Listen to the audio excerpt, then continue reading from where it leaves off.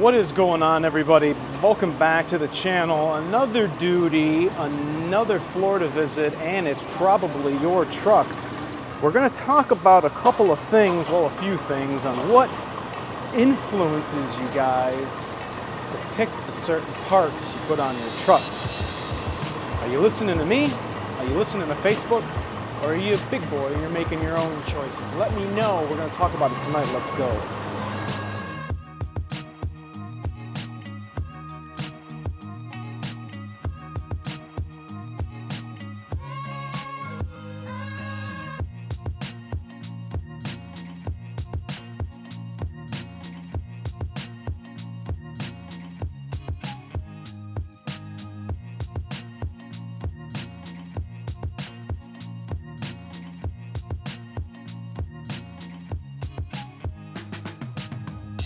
All right, everybody, thanks so much for coming back and checking me out. Make sure to hit that like and subscribe. I guess, so you can hear me a little better, let me go ahead and shut this turd off, and we'll kind of go over everything here. 22, got 79,000 on it. A gentleman reached out, wanted to make an appointment for the South shop, and brought me this specimen. He'd already came in with a couple of things on. The S&B. I know this is one of the first air filters that we put on our truck. We had it on for about, I don't know, maybe a year. And we also did the cold side pipe. And then Banks reached out and, well, I guess you probably know how that has transpired. I think after doing so many of these trucks and really getting you guys dialed in, I think the triple threat is what I call it. The most popular three things that we have been doing is the Banks air filter, the pusher intake and charge pipes, and the DCR. This has got the brand new S&S DCR high pressure fuel pump down in there. And it winds up being, hey, while you're in there, can you put the fleece on? Can you do the downstairs fleece? And then since we're downstairs, can you change my trans fluid? Can you change my diff fluid? And it just unravels from there. So really my question, I guess, to you guys tonight, I know this might be a shorter video, what influences you guys to make the decision on what parts you put on your $80,000 truck? Everything that I use on your trucks and my own truck, the same parts I have on mine, I have on yours. I've done a lot of installation with a lot of aftermarket and OEM stuff. And I'm finding the combination that I have, the pusher, the DCR, the Banks air filter, I got some PPE covers underneath, PPE intercooler. A lot of you guys are choosing the same thing. Now, everything that I say in my videos, unless I express it in the workshop manual, where it's verbatim, a bulletin for a recall, everything else is my opinion that I have gathered the information over 25 years being in this industry, and those situations influence me on what I put on my own vehicle. Now, when I talk about doing repairs and upgrades to your guys' truck, well, A-Rod, what do you have done to your truck? This is what I have. Blah, blah, blah, blah, blah.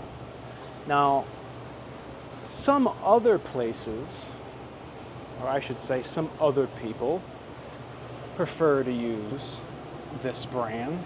I don't have a problem with that, but one thing that they do best is this right here, the fuel tank. S&B, in my opinion, should stick to the fuel tanks. Let them stick to the fuel tanks. Let them stick to what they're doing best, and it's making those extended range fuel tanks. After watching the side-by-side comparison with Banks, I can only understand somebody's choice on doing this one would possibly be cost, or maybe they don't like the way that one is shaped. there is an upgrade from this company. This works just fine, but there is an upgrade from this company. If you want to run their stuff, stick to the tanks. They're awesome. They are probably my 4th biggest install that I do. When I'm done with the engine stuff, we're going downstairs, we're putting on the 60-gallon fuel tank or 68-gallon fuel tank, depending if you are a long bed or short bed. So great fuel tank. Have it on my vehicle. How do I dive into this one? You guys ask me so many times, what does everybody ask me about the one part or the one company that people sometimes choose to use? In my opinion, I don't even know what one company you're talking about, but I saw that earlier. In my opinion, those are horrendous vehicle parts, and they have no place being on your $100,000 6.7 or anybody's vehicle for that matter. Remember the set of boost tubes I bought from that company for the back of my Duramax? The up pipes? Are we talking about the LAB after that? Yeah, they were word? built in a special laboratory. Get it? It was a special laboratory, and I bolted those onto the back of my brand new Duramax engine. And you know the flexible bellows in those metal pipes? Yep. Well, I had to flex those with a pry bar to get them to bolt up and line up and everything. Should you have to do that? Well, you know, you're not supposed to do that. They're supposed to line right up and then they thread in. But what happened is they took a jig and they took a part and they set up that jig and then they just copied that part 100,000 times. Well, when you do that, tolerances come out of spec. The jig gets bent, it gets moved, you cut it off, you weld it on, things happen. So your tolerance gets out of spec, but there's no quality control. So they continue to just chooch these parts out, chooch them out. Now here's why you don't use them.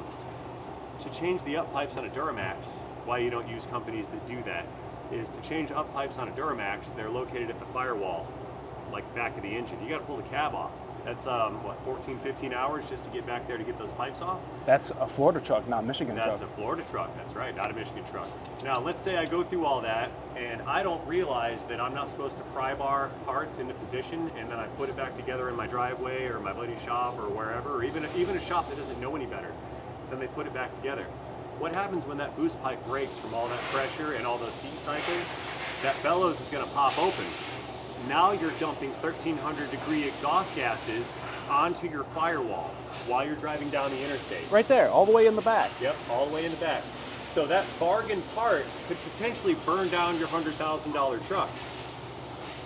So really, you nut up and no buy the stuff that is quality control. Quality does not cost, it pays, and it pays dividends. What do you guys do when you're looking for parts? And I'm not talking maybe automotive parts.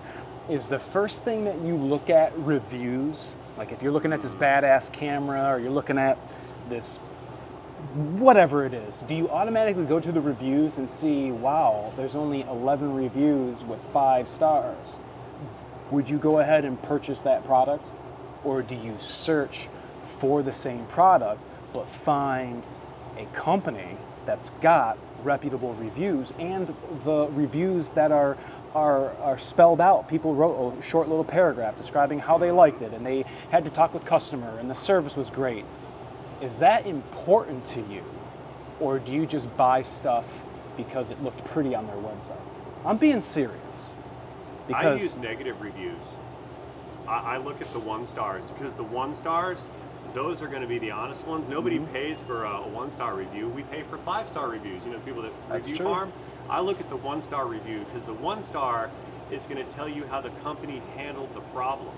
Even if the customer never lists their 1 star, they're going to reply, and that reply is going to tell you a lie. If they argue, you might not want to work with that company. If they're saying, hey, we're sorry for your experience, what can we do? Here's my email address. Here's the problem. They're finding a solution. Yeah, they're finding a solution because we all make mistakes. It's how we handle our mistakes that we should be judged on. It's how we handle them, and that's what dictates who we are as an entity or a person or a company or a corporation or whatever. How we handle our mistakes is what matters, not that it happened, because nobody's perfect. How many of you guys remember or even think about looking or reading the BBB, the the Better Business Bureau when you go for service somewhere. Do you read the Better Business Bureau and see what Beach Fun Rentals has got going on, or Jolly Green Giant grass cutting services? Words. Gotcha. It's No, but the negatives, I think they'll tell you everything you want to know about a company. You got to scroll down and find them, but they're in there. I guess that's my rant for today. I don't want to say I wasn't pleased, but I had a moment where I eye rolled and was like, come on, man. I saw it from way over there. I'm not even working on this thing. I was like, hey, get those off of there. Come That's on, the wrong man. I mean, but they're probably fine until they're not. And the customer asked me, he's like, are there anything wrong with those? And I said, no, they're functioning. But it's the little things that count. And I got one right here. I can tell you. Look at the crappy spot welds on that bracket. Right there, that bracket. This right here, that's thin metal. I can tell you, I can see it from here. That's thin metal, that little clamp. You put a little bit of rust on that, and it will rust because it's probably stainless, but it's probably low-grade stainless. I can see that those little spot welds from here are the weak point on that. I wish I would have had the original clamps, because what I told the customer, one of the things that I notice is if I'm taking off a clamp that looks beefier than the clamp that's going on, why am I asking myself, why am I using this clamp? I have had stock clamps break. You know, they break this little twang right here, and then the T winds up spinning. It's the little things that count. Here's Ray's. Look at that angle. Look at this up pipe. Look at that. See it? Does that look right to you? That's supposed to be straight on. I bought these because the welds looked really great, the flanges looked really great, the tigs on the inside looked great. The finish was fantastic. It's nice and chromium and shiny. Went through and wrapped it all. I wrapped it. I spent probably, I think, $60 on this titanium header wrap, and I go to bolt the things on, and we're talking a half inch out of spec. It was a half inch out of spec on this thing. I was fuming upset. This'll make or break a build. You know what I mean? If you had something you were trying to meet or a goal, and you ran into this malarkey, oh man, I know things happen, but things happen that shouldn't happen. That shouldn't happen. Quality, I understand quality. I am not perfect. I mess up. I strive for perfection every time, just as Ray does. We all do. This means a lot to us. It's our name, it's our business. This is what we've been doing for the last 2 decades of our life. It is our life. We have immersed ourselves in it 100%, and we try to do the best every single time. But, like he said, it's not what we do afterwards when we make a mistake. It's how we handle it. How we find a solution to the problem is very important. And don't be mad while you're doing it, because it's taken me 20 plus years to realize that it's no use in getting mad anymore. Tell me what you guys... Hate in your heart will kill you. Yes. Do not live with hate in your heart. We got a t-shirt for that, RainmanAuto.com. RainmanAuto.com. Shameless self-promotion. Hate in your heart. Brake clean. Hey, you remember yesterday you asked me about that speed sensor thing for the ATV? And I said I bought one like a year ago, and I never put it in. I can't find it. I walked right over to it on the shelf. I just saw it. It's right here. I've been looking for this for a year. Look, there it is. Speed sensor right there. Son of a bean. Been looking for this for my ATV for a year. Found it. I got it. We got it. See, we misplaced it, but now we knew it was going to happen for a reason. I just don't know where I left it. We don't know where we left it. Thank you, Aaron, for finding my Speed sensor! Tell me what you guys think about this in the comment section below. Let me know what parts you're using, how important it is to you. What are the 3 things that you look at when buying parts for your Ford Superduty? I appreciate you guys for watching. Remember to like, comment, sub, share. I got a clamp. Exhaust clamp. Look.